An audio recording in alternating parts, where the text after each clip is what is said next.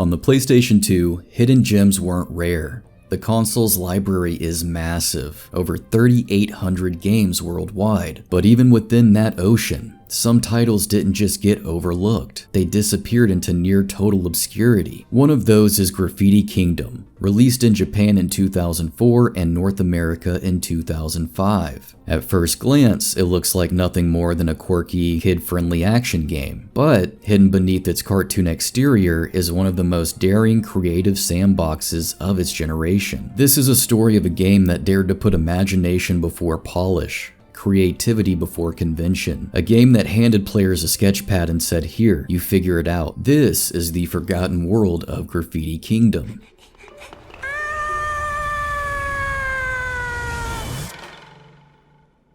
Oops, sorry.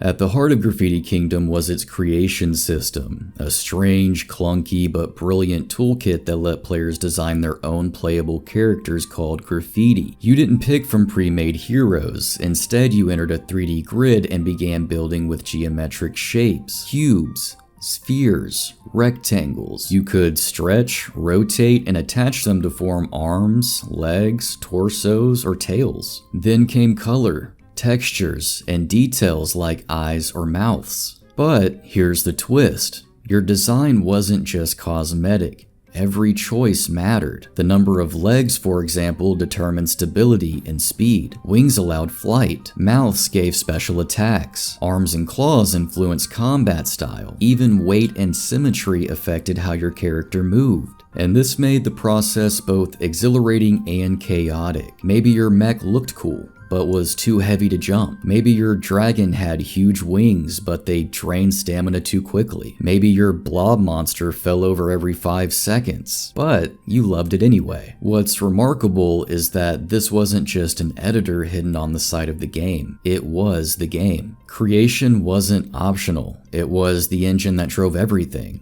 Unlike its predecessor, Magic Pangle, The Quest for Color, which kept creation tied to turn-based battles, Graffiti Kingdom built its entire action platforming identity around what you made. For kids, this was revolutionary. It didn't matter if you were an artist or not. You could create something, bring it to life, and laugh at the results. For older players, it was an experiment. How far could you push the system before it broke? And sometimes, watching it break was the best part. What do you intend to do with me, Master Tablet? If you speak a word of this to anyone, I will give you this. Oh no, Master Tablet! Please! Do not tickle me! So what kind of world do these doodles inhabit? Graffiti Kingdom wraps its creative playground inside a surreal storybook adventure. You play as Prince Pixel, a mischievous child who accidentally unleashes a devil and transforms into one himself. To restore the kingdom, you must collect powers, battle strange enemies, and defeat corrupted guardians across whimsical, dreamlike stages. The environments range from floating islands to haunted castles, each one dotted with colorful NPCs and bizarre bosses. The story is lighthearted, often nonsensical, but it matches the game's childlike aesthetic. It's not a tale of epic destiny, it's closer to a bedtime story scribbled in the margins of a notebook. But while the concept is charming, the execution shows cracks. Combat is clumsy, with floaty physics and awkward hit detection. Platforming can feel frustrating, and the camera, true to the PS2 era, has a mind of its own. Compared to polished contemporaries like Devil May Cry, Kingdom Hearts, or even Ratchet & Clank, Graffiti Kingdom feels unrefined. And yet, that's exactly why it works. Because when you're piloting a crooked stick figure, or a lopsided mech, or a half-baked dragon with mismatched wings, you don't want precision combat. You want chaos. You want the joy of watching your silly creation somehow win. The imperfections became part of the magic. The clumsiness of the game reflected the clumsiness of the drawings. It truly felt authentic. It wasn't polished, but it was personal. And that's something few PS2 games could claim. Yes, we're almost there. Let's go.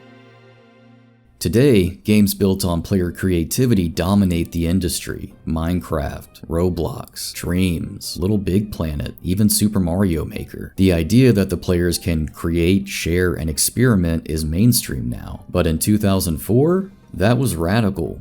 Consoles of the time offered carefully controlled experiences where every character, every world, every animation was pre-designed. User-generated content was largely confined to the modding scene on PC, and here was Graffiti Kingdom, a PS2 game handing kids the keys to a sandbox. It wasn't marketed well, and it wasn't understood. Critics dismissed it as a clumsy curiosity. Players often overlooked it in favor of bigger names, and commercially, it vanished. No sequels, no re-releases, no revival. Even its predecessor, Magic Pangle, has more recognition today. But for those who found it, whether on release or years later through emulation, Graffiti Kingdom left a mark. Not because it was flawless, but because it dared to be strange. It dared to let you draw something, however messy, however imperfect, and say, that's your hero. Go save the world. In many ways, it captured the spirit of childhood creativity. Not the polished sketches, not the perfect artwork, but the goofy doodles drawn in the margins of a notebook, brought to life, given power, and sent on an adventure. And maybe that's why those who played it never forgot it. Oh, well, I guess we should keep going, right?